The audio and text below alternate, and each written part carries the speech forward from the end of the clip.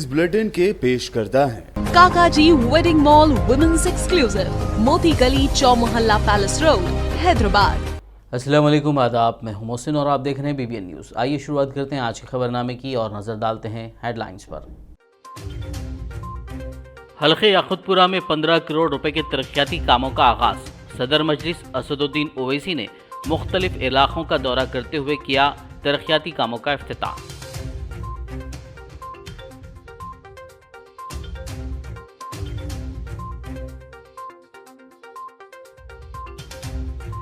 राज्यसभा में नए अरकान की हलफबरदारी। TRS उम्मीदवार दामोदर राव और पार्था सारथी ने लिया हलफ।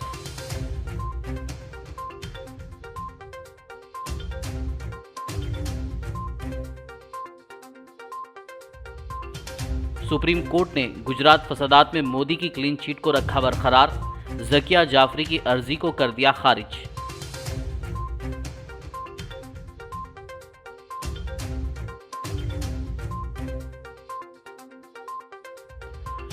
वाई सतीश रेड्डी ने तेलंगाना स्टेट रेडको चेयरमैन की हैसियत से संभाला ओहदा।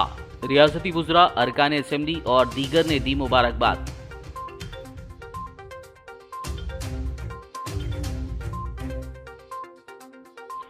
रेवंत रेड्डी ने चंचलगुड़ा जेल में सिकंदराबाद रेलवे स्टेशन मामले में गिरफ्तार नौजवानों से की मुलाकात। अग्निपथ स्कीम को जल्दबाजी में शुरू करने का PM मोदी पर लगाया इल्जाम।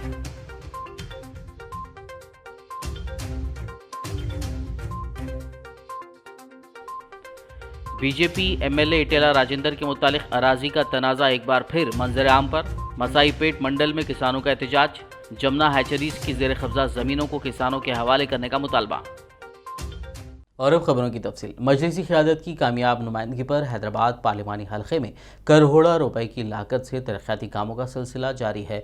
आज सदर मजलिस व हैदराबाद रुकन पार्लियामेंट बैरिस्टर असदुद्दीन ओवैसी ने हल्के याकुतपुरा में 15 करोड़ 7,54,000 रुपए की लागत से तरक्याती कामों का इफ्तिताह अंजाम दिया। इस मौके पर उन्होंने डबीरपुरा नाले के कामों का आगाज़ किया, जबकि दीगर इलाकों में VDCC रोड्स, SW ड्रेन की remodelling, storm water drain, NP2 pipeline, box type drain और दीगर मुख्तलिफ तरक्याती कामों का आगाज़ किया। असदुद्दीन ओवैसी के हमरा इस मौके पर रुकन assembly Syed Ahmed Pasha Quadri, MLC Riyazul Hasan Afandi, Yakutpura incharge व यूथ आइकॉन यासर अराफात, मुकामी कॉरपोरेटर्स, इब्तदाई सुदूर व सरगर्म कारकुनान और मुताल्लिक़ा महकमों के अहदेदारान के अलावा अवाम की कसीर तादाद मौजूद थी। इस मौके पर भरतनगर की ख़वातीन ने सदर मजलिस को इलाके में दरपेश मसाइल से वाकिफ़ करवाया, जिस पर उन्होंने मसाइल की यकसुई के फ़ौरी इक़दामात पर मुताल्लिक़ा अहदेदारों को हिदायत दी। इस दौरे के मौके पर जगह जगह अवाम ने सदर मजलिस की कसरत से गुलपोशी की और तरक्याती कामों के आगाज़ पर शुक्रिया अदा किया।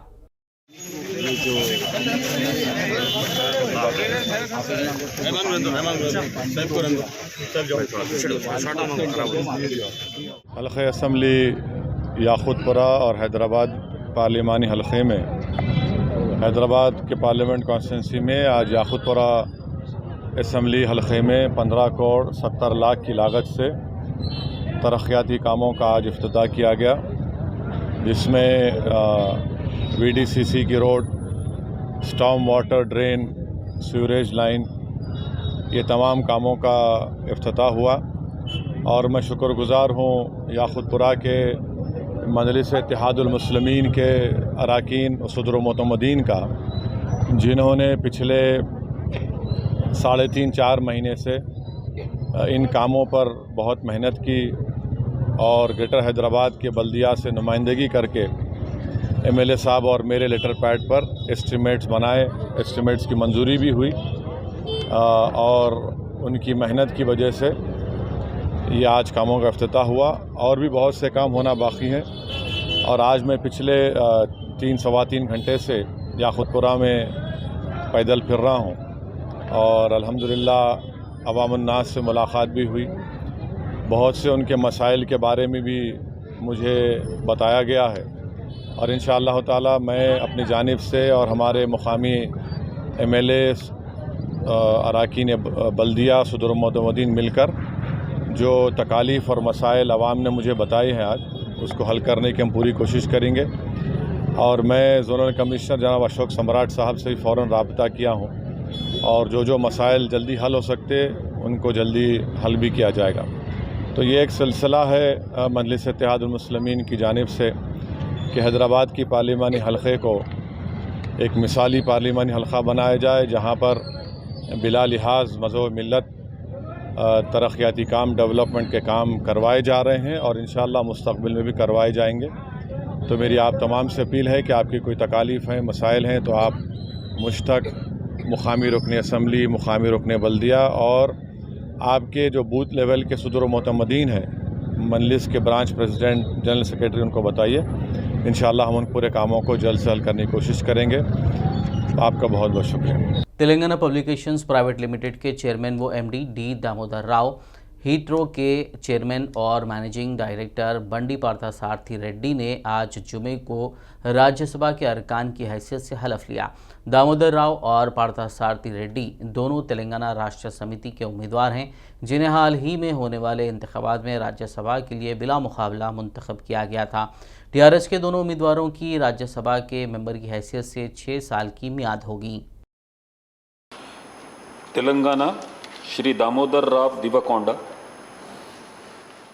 దీవకొండ దామోదరరావు అని నేను రాజ్యసభ యొక్క సభ్యునిగా ఎన్నుకొనబడిన వాడనై శాసనము ద్వారా స్థాపితమైన భారత సంవిధానం పట్ల యథార్థమైన శ్రద్ధానిష్టలను కలిగి ఉండుననియు, భారతదేశం యొక్క సార్వభౌమతను మరియు అఖండతను సమర్థింతుననియు, నేను చేపట్టనున్న కర్తవ్యమును శ్రద్ధాపూర్వకముగా నిర్వహించుననియు దైవ సాక్షిగా ప్రమాణం చేయుచున్నాను।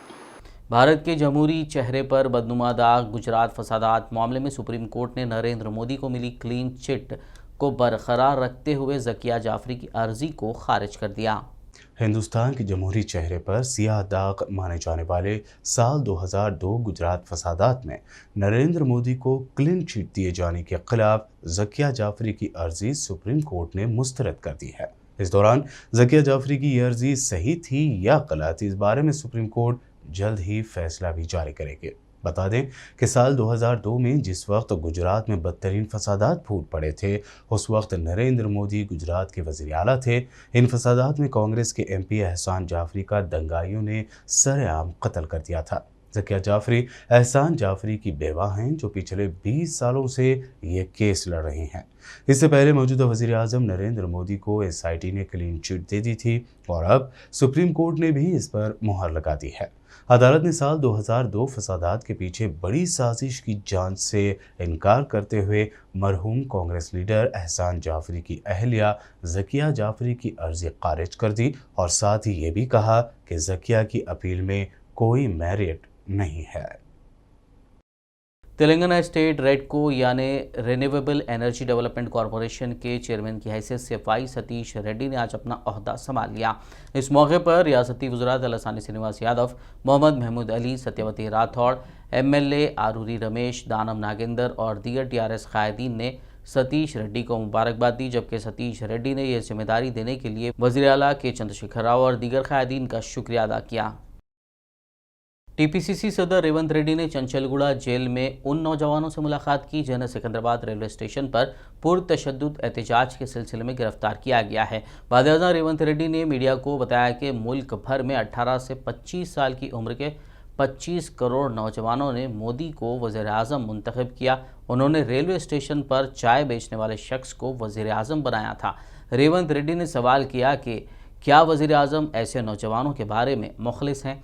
उन्होंने बगैर सोचे समझे अग्निपथ स्कीम का फ़ैसला लेने पर वज़ीर आज़म नरेंद्र मोदी पर तनकीद की। उन्होंने राय दी कि इस तरह का फ़ैसला पहले मुकन्ना में ज़ेर बहस लाया जाता तो बेहतर होता। ఈ దేశంలో ఉండే 18 సంవత్సరాలు పైబడి 25 సంవత్సరాల లోపల ఉన్న యువకులు దాదాపుగా 25 కోట్ల మంది నరేంద్ర మోడీ గారి దేశ ప్రధానమంత్రి అయితే దేశ భద్రతకు తమ భవిష్యత్తుకు రక్షణ ఉంటుందన్న ఆలోచనతోని అత్యధికంగా ఓట్లేసి నరేంద్ర మోడీ గారిని ప్రధానమంత్రిగా ఎన్నుకున్నారు। పదే పదే నరేంద్ర మోడీ గారు ఒక మాట చెప్తుంటారు, రైల్వే స్టేషన్లో ఛాయ్ అమ్మి దేశానికి ప్రధానమంత్రి అయిన నరేంద్ర మోడీ గారు గుర్తుపెట్టుకోవాల్సింది అది వారి గొప్పతనం కాదు, రైల్వే స్టేషన్లో ఛాయ్ అమ్మిన వ్యక్తిని కూడా ఈ దేశం యొక్క యువత ప్రధానమంత్రిగా ఎన్నుకొని ప్రజాస్వామ్యం యొక్క గొప్పతనాన్ని ప్రజలు అనుకుంటే ఛాయ్ అమ్ముకునే వాడిని కూడా ఈ దేశానికి ప్రధానమంత్రిని చేయగలరు అని చెప్పి ఈ దేశం యొక్క యువత నిరూపించరు. మరి అట్లాంటి యువత గురించి ఏదైనా నిర్ణయం తీసుకునే ముందు ప్రజలలో ముఖ్యంగా యూనివర్సిటీలలో కాలేజీలలో విద్యార్థులతో చర్చించి అదేవిధంగా వివిధ రాష్ట్రాలలో ఉన్న శాసనసభలలో చర్చించి చివరికి లోక్సభ రాజ్యసభలో చట్టసభలలో చర్చించిన తర్వాత ఇంత కీలకమైన నిర్ణయం తీసుకున్నుంటే ఈ దేశంలో ఈ గందరగోళ పరిస్థితులు వచ్చుండేటివి కావు.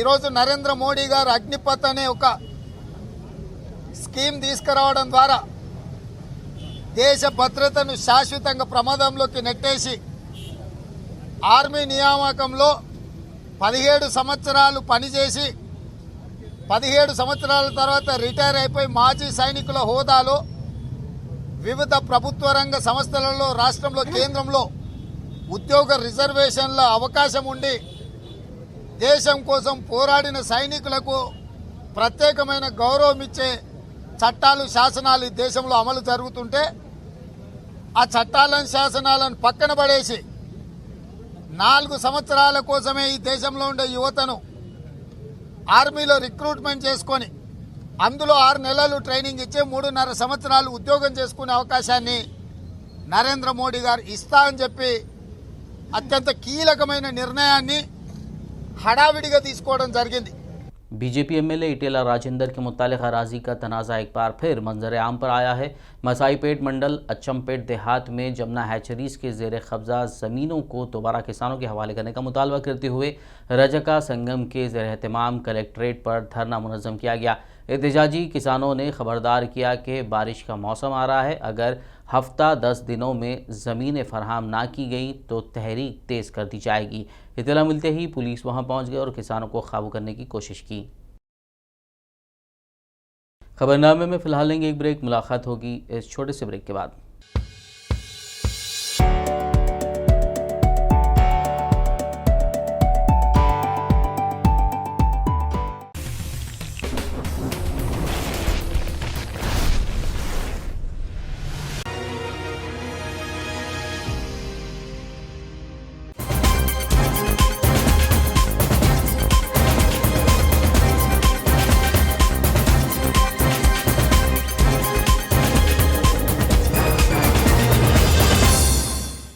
ब्रेक के बाद खबरनामे में आपका दोबारा खैर मकदम है। आइए बढ़ते मज़ीद खबरों की जानिब। ज़हीराबाद रुकन असम्बली के मानिक राव ने अपने कैंप ऑफिस में प्रेस कॉन्फ्रेंस मुनक़्क़िद करते हुए वज़ीर KTR के ज़हीराबाद दौरे और जलसे को कामयाब बनाने पर तमाम TRS कायदीन, कारकुनों और आवाम से इज़हार तशक्कुर किया। उन्होंने ज़हीराबाद मंडल्स की तरक्याती कामों के लिए रकम मंजूर करने पर वज़ीर आला के चंद्रशेखर राव, रियासती वज़रा KTR और हरीश राव का शुक्रिया अदा किया। इस मौके पर ज़हीराबाद मंडल सदर रामुलू, टाउन सदर सैयद मोहिउद्दीन के अलावा दीगर TRS कायदीन और कारकुनान मौजूद थे। గౌరవ మంత్రివర్యులు హరీష్ రావు గారికి విన్నవించడం, డిపార్ట్మెంట్ ద్వారా ఇన్స్పెక్షన్ చేపించి ఎక్కడైతే చాలా పాడైపోయిన రోడ్లని గుర్తించి వాటిని గౌరవ మంత్రివారికి ఇవ్వడంతో ఇంచుమించు 26 రోడ్లు గౌరవ మంత్రివర్యులు మరి శాంక్షన్ చేయడం, దాని యొక్క విలువ 51,88 లక్షలు. నేను మొత్తం లక్షలాలు చెప్తున్నాను, అంటే కోట్ల ఇట్లా. కాబట్టి గౌరవ మంత్రివర్యులకి ప్రజల తరపు నుంచి మరి అందరి తరపు నుంచి గౌరవ మంత్రి హరీష్ రావు గారికి ధన్యవాదాలు తెలుపుతూ, నిజంగా నేను చాలామంది ఎక్కడ పోయినా ఏ ఊరు పోయినా రోడ్లు పాడైనవి రోడ్లని చెప్పడంతో మా మండలాధ్యక్షులు కూడా మరి విన్నవించడం జరిగింది. అందులో భాగంగా అన్నీ కూడా మరి లిస్ట్ కూడా మీకు ఇవ్వబడుతుంది. కొన్ని రోడ్లు ఎక్కడెక్కడ ఏ రోడ్లన్నీ ఉన్నాయో చదివి వినిపించడం జరుగుతుంది. కాబట్టి దయచేసి మీ ద్వారా ప్రజలకి ఏది నిజం ఏది అబద్ధం చేస్తున్న మీ అందరికీ ధన్యవాదాలు తెలుపుతూ, ముఖ్యంగా మన జైరాబాద్కి లక్షల్లో చెప్తున్నా 5,188.1 లక్షలు శాంక్షన్ అవ్వడం జరిగింది. रियासती वजीर सबिता इंद्रा रेड्डी की हिदायत पर मौसम बरसात के पेश नज़र जलपल्ली बल्दिया की जानिब से खुसूसी टीमें तश्कील दी गई हैं जो बारिश के दौरान पेश आने वाले मुमकिन मसाइल से निमटने के लिए सरगर्म रहेंगी। जलपल्ली बल्दी कमिश्नर GP कुमार ने मीडिया से बात करते हुए कहा कि बारिश के दौरान किसी भी हंगामी सूरत हाल से निमटने और आवाम तक मदद पहुँचाने के लिए हेल्प डेस्क कायम किया गया है जो 24 घंटे काम करेगा। आदाब, ये बारिश का सीज़न से जलपल्ली बल्दिया की तरफ से एक स्पेशल टीम्स बनाया गया है। इस बारिश के सीज़न में कुछ भी तकलीफ़ आपको आए तो ये इमरजेंसी टीम को कॉल करें तो 3 टीम फॉर्म करें हम जलपल्ली बल्दिया की तरफ से। Honourable minister madam Sabita Indira Reddy madam and district collector additional collector sir instructions के फॉलो होते ही ये टीम्स बनाया हुआ है। इधर लोकल बल्दिया चेयरमैन और लोकल काउंसलर्स को भी इसमें मिलाया गया है टीम इमरजेंसी टीम्स में, वो लोग भी मौजूद रहेंगे। काउंसलर्स को भी हमारा पूरा 28 काउंसलर्स को हम रिक्वेस्ट करें ये बारिश के सीज़न पे 24 आवर्स लोकल में अवेलेबल रहना बोल के। डिज़ास्टर को एक टीम बनाया, हम ट्री कटिंग को एक टीम बनाया, वाटर एंड इलेक्ट्रिसिटी को अलग अलग टीम्स बनाया हुआ गया है। पूरा जो भी बारिश में आधी रात हम यहीं रहेंगे, हम भी हेडक्वार्टर्स में रहते हैं। ये बारिश के सीज़न पे हम भी 24 आवर्स अवेलेबल रहते हैं। पूरा आवामों को कुछ भी तकलीफ़ आए तो ये नंबर्स पे कांटेक्ट करता हम इमीडिएटली रेस्पॉन्ड होते हैं। जो भी तकलीफ़ आए तो हटाने को इमीडिएटली कोशिश करेंगे बल्दिया की तरफ से। और जलपल्ली आवामों से हमारा बल्दिया की तरफ से गुजारिश है, कुछ भी तकलीफ़ आए तो हमारा टोल फ्री नंबर है 7997483333 को फ़ोन करें तो हम 10-15 मिनट में वहाँ पहुँच जाते हैं। हमारा टीम्स भी पहुँच जाते हैं, इमीडिएटली तकलीफ को हटा देती। आदिलाबाद जिला चीफ जस्टिस मंत्री रामकृष्ण सुनीता ने ज़ेर इल्तिवा मुकदमात का सामना कर रही आवाम को मशवरा दिया है कि वो 26 तारीख को मुनक़्क़िद होने जा रही कौमी लोक अदालत से इस्तेफ़ादा करें। उन्होंने कहा कि ज़ेर इल्तिवा मुकदमात का तस्फ़िया व हल के लिए इस मौके का फ़ायदा उठाना चाहिए। उन्होंने अपने चैम्बर में एक प्रेस कॉन्फ्रेंस करते हुए मज़ीद तफसीलात बताई। इस मौके पर DLSA की सेक्रेटरी के देशपांडे और दीगर मौजूद थे। ఈ నెల 26న అంటే సండే రోజు జాతీయ లోక్ అదాలత్ జరగనుంది। ఈ లోక్ అదాలత్ యొక్క ముఖ్య ఉద్దేశం ఏంటి అంటే పెండింగ్ కేసెస్ ఎప్పటి నుండో కోర్టులో డ్రాగ్ అవుతున్న కేసెస్ అన్నీ సెటిల్ చేసుకోవడానికి ఇది ఒక మంచి అవకాశం మన హైకోర్టు వాళ్ళు కల్పించారు మనకి। సో దీంట్లో సివిల్ క్రిమినల్ 2 కేసులు పరిష్కారం చేసుకోవచ్చు। ఇంతకుముందు ఉమ్మడి ఆదిలాబాద్లో 30,000 కేసులు ఉండేవి। ఇప్పుడు ఎప్పుడైతే జిల్లాలు విభజించారో అప్పటి నుండి 10,135 కేసులు ఉన్నాయి మన దగ్గర। సో ఈ కేసులన్నీ అంత త్వరితగతిన పరిష్కారం అవ్వాలంటే అది సాధ్యమయ్యేది కాదు। కాబట్టి మీరందరూ ఈ ప్లాట్ఫామ్ని ఉపయోగించుకొని రాజీ పడదగ్గ కేసులన్నీ రాజీ పడిపోతే జడ్జీలు ఏం చేస్తారంటే మిగిలిన కేసులన్నీ చాలా జాగ్రత్తగా ట్రయల్ చేసి ప్రజలకు న్యాయం చేస్తారు। అంతేకాని ఇన్ని కేసులు పెండింగ్లో ఉంటే చాలా తొందరగా ఏదో న్యాయం చేసేమో అనిపిస్తారు తప్ప చేయలేదు। అందుకని ఆదిలాబాద్ అండ్ బోత్ ఊట్నూర్ ఈ ఇక్కడ ఉన్న అందరికీ విజ్ఞప్తి ఏంటి అంటే మీరు సివిల్ కోర్టులో సివిల్ కేసెస్ అంటే భార్యాభర్తల గొడవలు కానీ, promissory note cases, chit fund cases, తర్వాత భూ తగాదాలు అలాంటివన్నీ రాజీ పడదగ్గ కేసులన్నీ సివిల్లో అన్ని కేసులు కాంప్రమైజ్ చేసుకోవచ్చు। తర్వాత క్రిమినల్ కేసెస్లో MB యాక్ట్ కేసెస్, తర్వాత accident cases, electricity cases, drunk and drive అలాంటి కాంపౌండబుల్ కేసెస్ అన్నీ చేస్తారు। మీకు లోక్ అదాలత్ వల్ల బెనిఫిట్ ఏంటి అంటే దీంట్లో అప్పీల్ ఉండదు। అదే కోర్టులో జరిగిన కేసుకి హైకోర్టులో అప్పీల్ ఉంటుంది, సుప్రీంకోర్టులో అప్పీల్ ఉంటుంది। కాబట్టి ప్రతి వాళ్ళు టెన్షన్ పడాలి నెక్స్ట్ ఏంటి అప్పీల్కి వెళ్తారేమో అని, కానీ ఇక్కడ అలాంటి అవకాశం ఉండదు। ఒకసారి కేసు రాజీ పడితే దీనికి అప్పీల్ ఉండదు।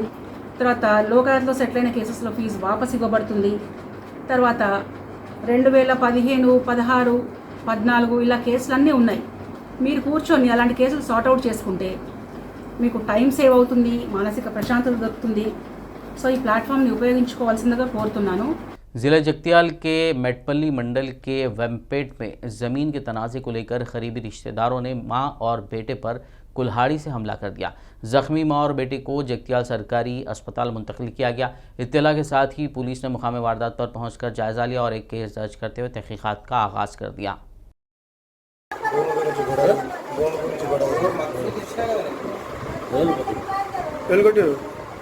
చంద్రశేఖర్ రెడ్డి అని వాళ్ళ ఫ్యామిలీ మెంబర్స్ అందరూ కొట్టి దేని గురించి గొడవ అయింది?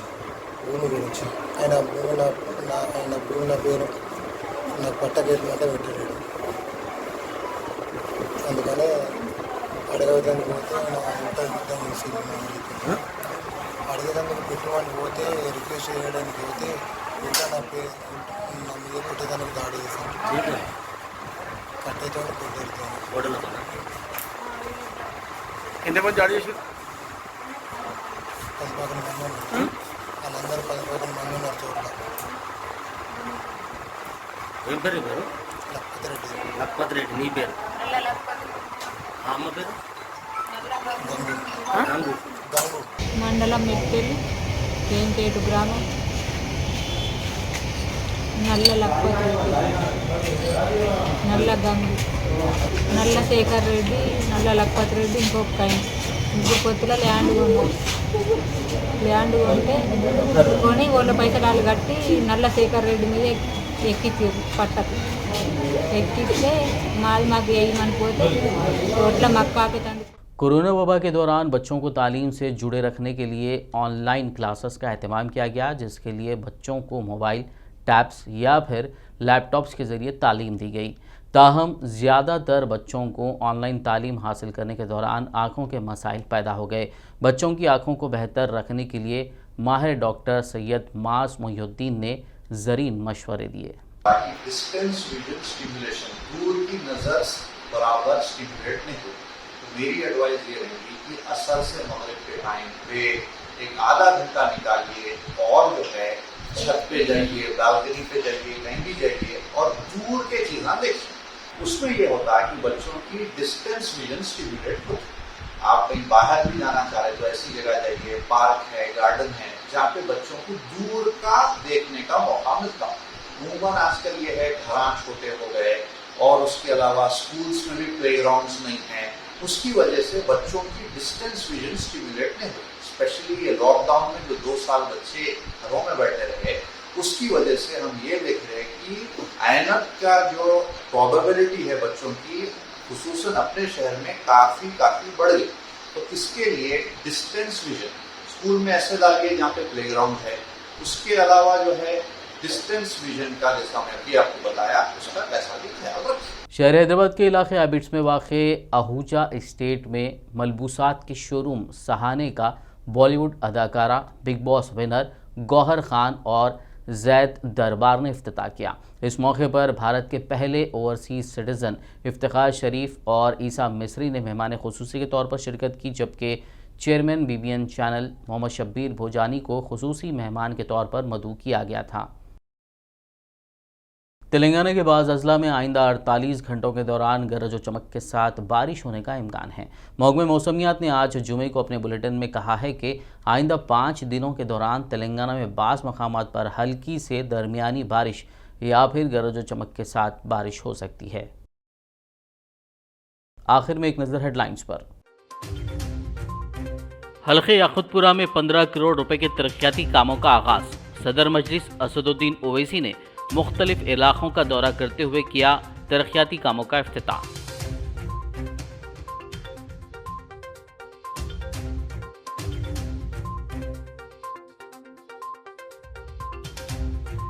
राज्यसभा में नए अरकान की हलफबरदारी। TRS उम्मीदवार दामोदर राव और पार्था सारथी ने लिया हलफ।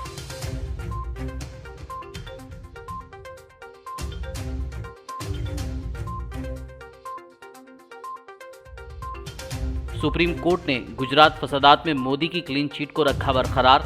ज़किया जाफरी की अर्जी को कर दिया खारिज।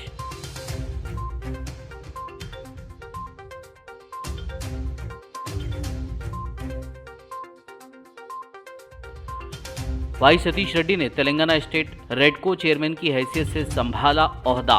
रियासती वुज़रा, अरकान असेंबली और दीगर ने दी मुबारकबाद।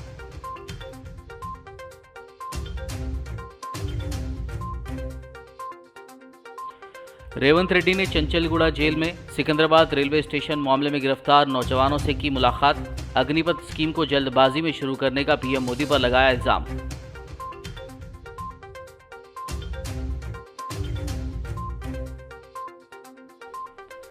बीजेपी MLA इटेला राजेंद्र के मुतालिक अराजी का तनाज़ा एक बार फिर मंजर आम पर। मसाई पेट मंडल में किसानों का एहतजाज, जमुना हैचरीज की जेर कब्जा जमीनों को किसानों के हवाले करने का मुतालबा। खबरनामे में फिलहाल बस इतना ही। ताज़ा तरीन अपडेट्स के लिए देखते रहिए BBN न्यूज़। यूट्यूब और फेसबुक पर मौजूद हमारे वीडियोस को लाइक और शेयर ज़रूर कीजिए।